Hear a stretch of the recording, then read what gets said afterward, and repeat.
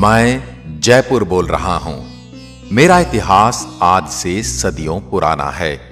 जब 17वीं शताब्दी में मुगल अपनी ताकत खोने लगे, तब राजपुताने की आमेर रियासत एक बड़ी शक्ति के रूप में उभर रही थी, जिसका फैलाव मीलों दूर तक था। और आमेर रियासत की राज व्यवस्था का संचालन सुचारू रूप से चलाने के लिए आमेर रियासत की मुझे नई राजधानी बनाने की कल्पना महाराज सवाई जयसिंह द्वितीय ने की थी। मेरी स्थापना विद्याधर भट्टाचार्य नामक एक बंगाली ब्राह्मण ने की थी, जिन्होंने मुझे 9 चौकियों में बसाया था। इसमें मेरे 2 खंड राजमहल तथा वैद्यशाला के लिए रखे गए थे। सूरज पोल से चांद पोल तक की सड़क 2 मील लंबी और इसकी चौड़ाई 120 फीट रखी गई थी। महाराज सवाई जयसिंह द्वितीय, जो कि कछवाह वंश के शासक थे और एक पराक्रमी राजा के साथ साथ एक विद्वान और एक ज्योतिषज्ञ भी थे, इन्होंने ही राजस्थान में सर्वप्रथम सती प्रथा को रोकने का प्रयास किया और विधवा विवाह को बढ़ावा दिया। मित्रों, ये वही कछवाहा वंश जो भगवान राम के ज्येष्ठ पुत्र कुश की संतान होने के कारण ही कुशवाह कहलाए, या आगे चलकर कछवाहा बन गए। मुझ में 3 सुंदर चौपड़ों का निर्माण किया गया। महाराज सवाई जयसिंह द्वितीय को मेरी बड़ी चिंता थी, जिसके लिए इन्होंने मेरी चारों तरफ मजबूत परकोटे का निर्माण किया, जिसकी दीवार 24 फुट ऊंची तथा 9 फीट चौड़ी है। मेरे परकोटे पर 7 द्वारों का निर्माण किया गया। नियोजित तरीके से बसाए मुझ में महाराज के महल, ओहदेदारों की हवेली और बाग बगीचे ही नहीं, बल्कि आम नागरिकों के आवास और राजमार्ग भी बनाए गए थे। इसके अलावा मुझ में गलियों का और सड़कों का निर्माण वास्तु के अनुसार और ज्यामितीय तरीके से किया गया था। मेरे प्रेमी कहते हैं कि मेरे सौंदर्य को देखने के लिए एक खास नजर चाहिए। बाजारों से गुजरते हुए मेरी इस बनावट की कल्पना को आत्मसात कर इसे निहारें तो पल भर में इसका सौंदर्य आंखों में प्रकट होने लगता है। लंबी चौड़ी और ऊंची प्राचीर, तीनों ओर फैली पर्वतमालाएं, सीधे सपाट राजमार्ग, गलियां, चौराहे, चौपड़, भव्य राजप्रसाद, मंदिर और हवेली, बाग बगीचे, जलाशय और गुलाबी आभा से सजा हुआ हूं मैं, मानो मैं इंद्रपुरी का आभास देने लगता हूं।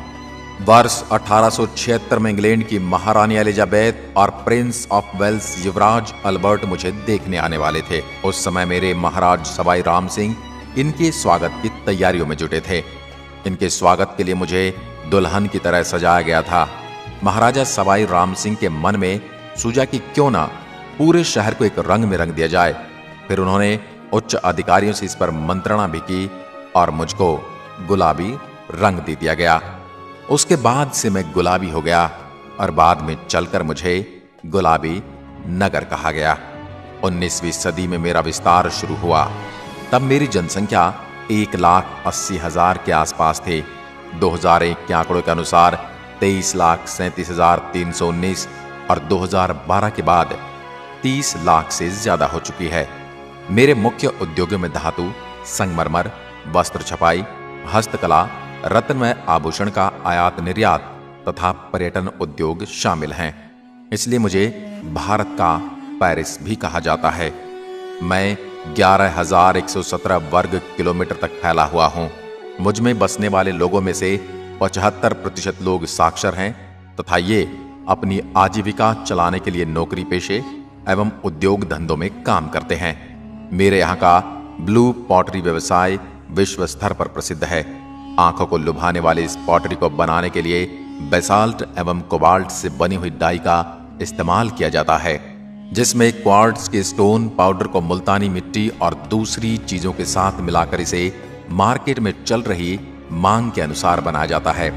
इस डिजाइन को बनाने के लिए मुख्य तौर पर रंगों का इस्तेमाल करके मटकों, छोटे जारों, मिट्टी की बनी हुई प्लेटों इत्यादि पर नक्काशियां की जाती हैं।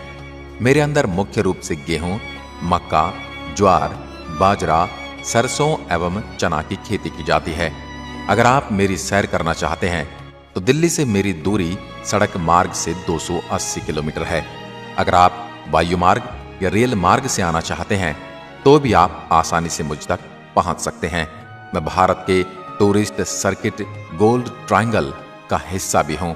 इस गोल्डन ट्रायंगल में दिल्ली, आगरा और मैं भी आता हूं। अगर आप कभी भारत का नक्शा देखेंगे तो आपको ये तीनों एक त्रिभुज के रूप में दिखाई देंगे। इस कारण इन्हें भारत का स्वर्णिम त्रिभुज यानी इंडियन गोल्डन ट्रायंगल कहा जाता है।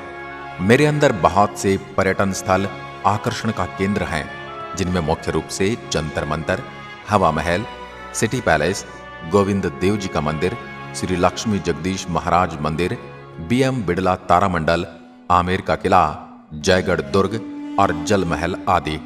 जयपुर के रौनक भरे बाजारों में दुकानें रंग बिरंगे सामानों से भरी हैं, जिनमें हथकरघा उत्पाद, बहुमूल्य पत्थर, हस्तकला से युक्त वनस्पति रंगों से बने वस्त्र, मीनाकारी आभूषण, पीतल का सजावटी सामान, राजस्थानी चित्रकला के नमूने, नागरा मोजरी जूतियां, ब्लू पॉटरी, हाथी दांत के हस्तशिल्प और सफेद संगमरमर की मूर्तियां आदि शामिल हैं। प्रसिद्ध बाजारों में जोहरी बाजार, बापू बाजार, नेहरू बाजार, चौड़ा रास्ता, त्रिपोलिया बाजार और MI रोड के साथ लगे बाजार हैं।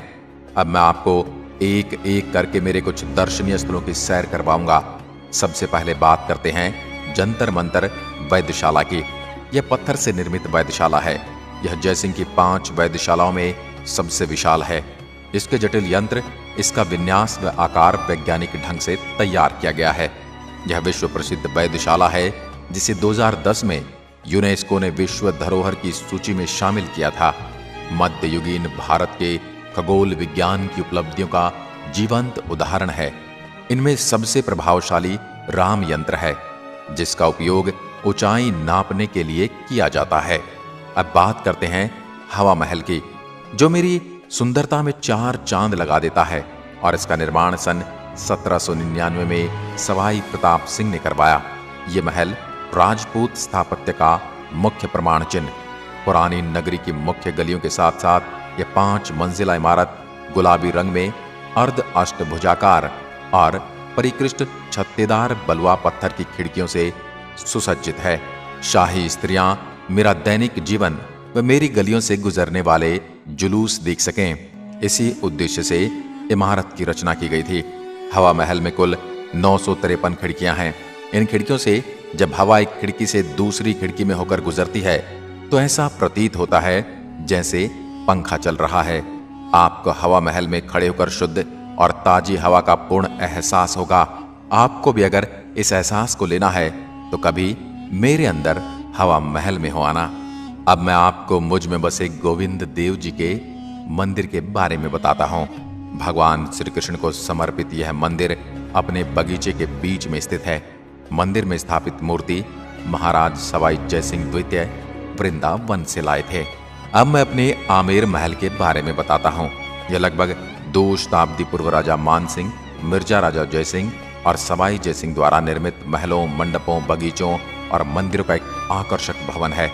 मावठा झील के शांत पानी से यह महल सीधा चमकता है और यहाँ सुगम रास्ते द्वारा पहुंचा जा सकता है।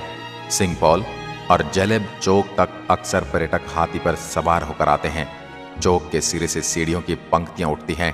एक शिला माता के मंदिर की ओर जाती है और दूसरी महल के भवन की ओर।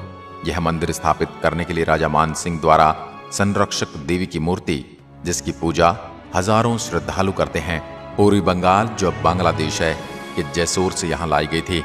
मेरे जयगढ़ किले के बारे में तो आपने सुना ही होगा, जहां तोपें ढालने का काम होता था।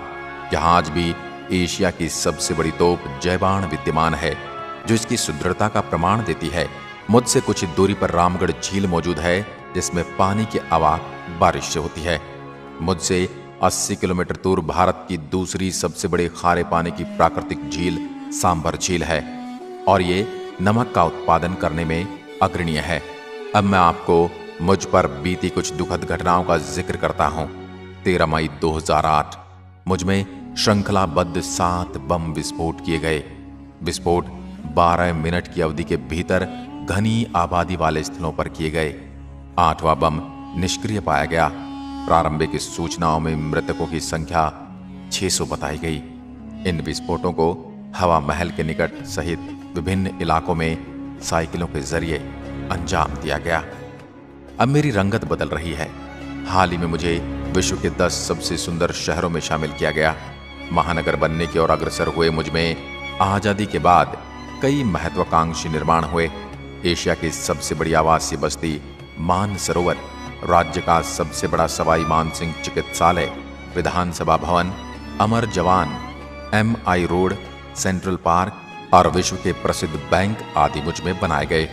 पिछले कुछ सालों से मुझ में मेट्रो संस्कृति के दर्शन होने लगे हैं, जिसमें चमचमाती सड़कें, बहुमंजिला शॉपिंग मॉल, आधुनिकता को छूती आवासीय कॉलोनियां आदि महानगरों की होड़ दिखाई दे रही है।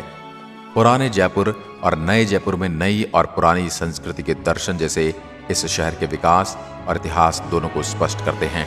मैं कितना भी बदल जाऊं, मेरे व्यंजनों का जायका वही है और ये आपको आज भी मेरे इतिहास के स्वाद से रूबरू करवाने वाले हैं। इनमें प्रसिद्ध दाल बाटी चूरमा, केर सांगरिया की सब्जी, मालपुआ इत्यादि शामिल है। मुझे और अच्छे से समझने के लिए आपको एक बार तो मुझसे मिलने आना ही होगा।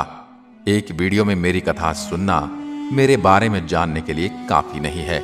अब आप यहां कर मुझसे मिलोगे तो आपको बहुत सारी ऐसी बातें और चीजें देखने को मिलेंगी जिनके बारे में ना आपने सुना होगा और ना देखा होगा। क्या आप मुझसे मिलने आने वाले हैं? यदि हां तो अपना जवाब कमेंट में लिखकर जरूर बताएं। मैं जयपुर आपके आने की राह देखूंगा। आज की वीडियो में बस इतना ही। धन्यवाद। जय हिंद, जय भारत।